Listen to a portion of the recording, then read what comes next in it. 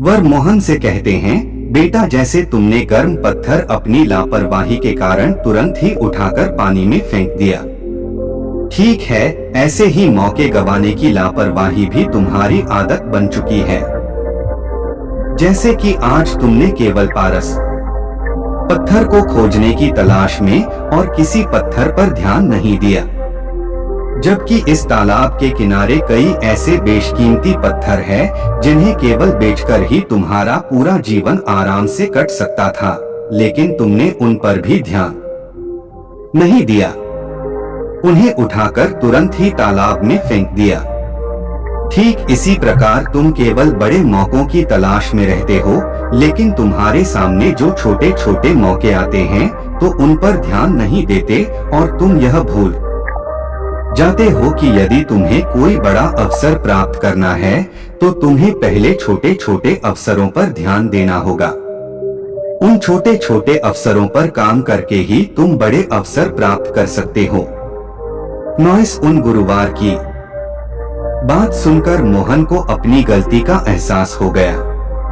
तभी आगे गुरु मोहन से कहते हैं, बेटा तुम बचपन से ही केवल बड़े मौकों का इंतजार कर रहे हो, जिस कारण तुम्हें हर दिन की कीमत दिखाई ही नहीं दे रही, और इसी कारण तुम आज तक अपने जीवन में कुछ नहीं कर पाए।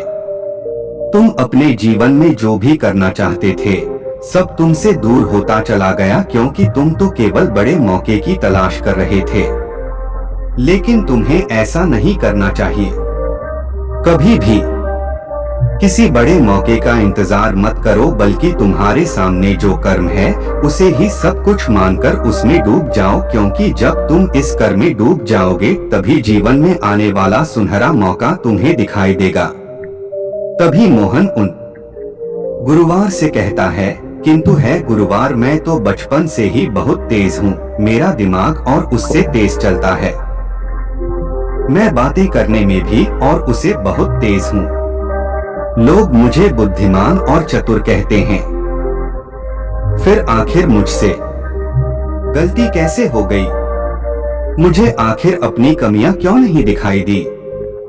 तभी गुरुवर मोहन से प्रश्न करते हुए कहते हैं, बेटा क्या तुमने बचपन से होशियार और चतुर बनने के लिए कभी कोई प्रयास किया है या कोई अभ्यास किया है, या ऐसा कोई भी काम जिसे तुम्हारी चतुराई या फिर होशियारी बढ़ सके? मोहन से पहली बार उन गुरुवर ने प्रश्न किया था और मोहन चुपचाप उनके प्रश्नों का जवाब ढूंढ रहा था। कुछ देर शांत रहने के बाद वह गुरुवर से कहता है कि गुरुवर मैंने तो कभी भी ऐसा कोई प्रयास नहीं किया। तभी गुरुवर मोहन से कहते हैं, बिल्कुल सही, मेरी इस बात को अच्छी तरह से समझने का प्रयास करो। जब भी कोई इंसानी शरीर धारण करके इस दुनिया में जन्म लेता है तो परमात्मा हर किसी को कुछ ना कुछ काबिलियत अवश्य देते हैं, जिसका उपयोग करके वह अपने जीवन में अपना पेट पाल सके, अपने परिवार का पालन पोषण कर सके और दूसरों के काम आ सके। इसलिए जो उपहार तुम्हें मिला है उसके लिए तुम्हें कृतज्ञ होना चाहिए और अपनी बुद्धिमान और चतुराई का अच्छी तरह से उपयोग करना चाहिए। लेकिन याद रहे कि अहंकार को अपने ऊपर हावी मत होने देना, और इसके लिए तुम्हें अपने भीतर विनम्रता उत्पन्न करनी होगी, और बुद्धिमानी तो वही है जो व्यक्ति लगातार यह स्वीकार करता है कि मुझे कुछ नहीं आता और मुझे तो अभी बहुत कुछ सीखना है।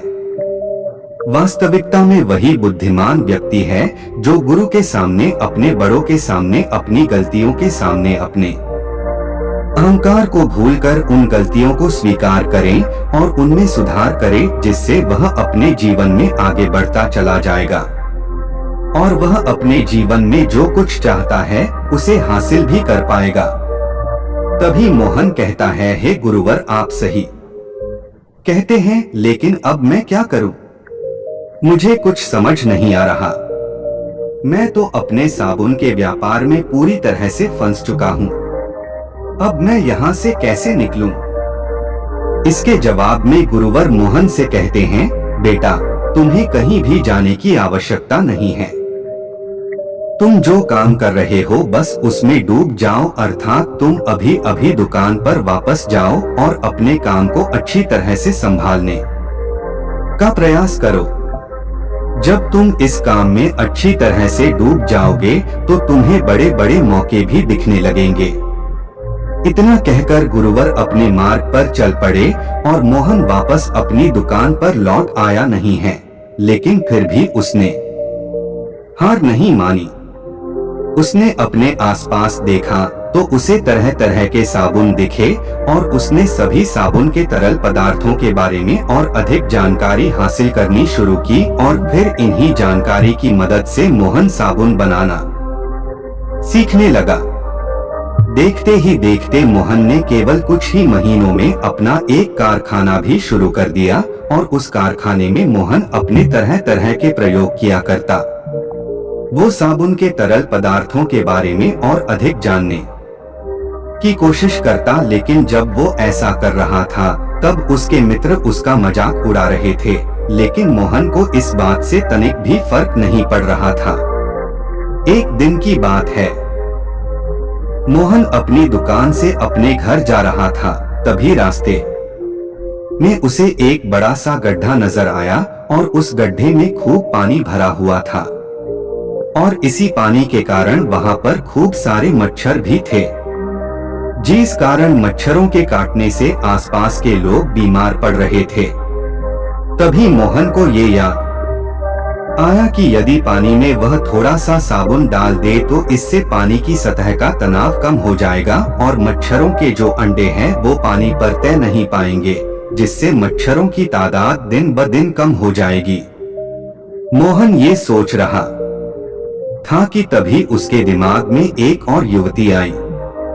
उसने सोचा यदि मैं डिटर्जेंट और साबुन की छोटी छोटी गोलियां बना दूं और रुके हुए पानी में डाल दूं तो इससे मच्छरों के अंडे पानी पर तैर नहीं पाएंगे और कितने ही लोग बीमारी से बच भी जाएंगे। मोहन को क्या करना था उसे अच्छी तरह से समझ में आ चुका था। उसका लक्ष्य उसकी आंखों के सामने था। उसने तुरंत ही बिना किसी की मदद का इंतजार किए हुए अपने मित्र से बात की। इस पर उसका मित्र मोहन से कहता है, मित्र साबुन तो इस देश की बड़ी बड़ी कंपनियां बनाती है, ऐसे में यह तेरे बस की बात नहीं है, यह तुमसे बिल्कुल भी नहीं हो पाएगा। इस पर मोहन ने अपने मित्र को समझाने की कोशिश की कि हर दिन एक नया अवसर होता है और उसे किसी तरह से मना लिया। तभी मोहन का मित्र मोहन से कहता है, देख मुझे कुछ व्यापारियों के बारे में पता है और मैं कोशिश करूंगा कि तुझे वहां से वह रसायन मिल जाए। जैसे ही मोहन को रसायन मिले, मोहन काम पर लग गया और कुछ दिनों के प्रयोग के बाद आखिरकार वह सफल हुआ। मोहन ने साबुन की छोटी छोटी गोलियां बना ली और आसपास के लोगों में उसे बांट दिया। मोहन का आविष्कार काम कर गया और जहां जहां भी मोहन ने यह गोलियां पहुंचाई थी वहां के लोगों के बीमार होने की संख्या बहुत कम थी। ये बात बड़े बड़े अखबार में छपी। मोहन ने किसी भी मौके या किसी की मदद का इंतजार नहीं किया, बल्कि मोहन तत्काल ही अपने काम में डूब गया और उसने अपने काम में कुछ नया कर दिखाया और उसके बाद उसने उस आविष्कार को अपने नाम करवा लिया और अपना काम और भी बढ़ा दिया और देखते ही देखते मोहन के इस आविष्कार के बारे में सभी को पता चलने लगा और देश के कई राज्यों से भी अब मोहन को नए नए ऑर्डर्स आने लगे और केवल 8 सालों के भीतर ही मोहन अपने व्यापार में कई गुना तरक्की भी कर ली थी। वह अपने व्यापार को उस उन्नति पर ले जा चुका था जिसकी उसने कल्पना भी नहीं की थी। उन गुरु की वह सीख जिसने मोहन की पूरी जिंदगी बदल दी।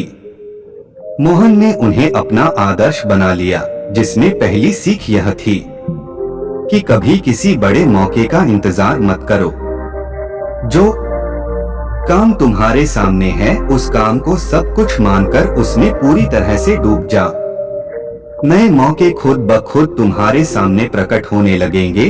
और दूसरी सीख विनम्रता, क्योंकि बुद्धिमान वही है जो लगातार यह स्वीकार करे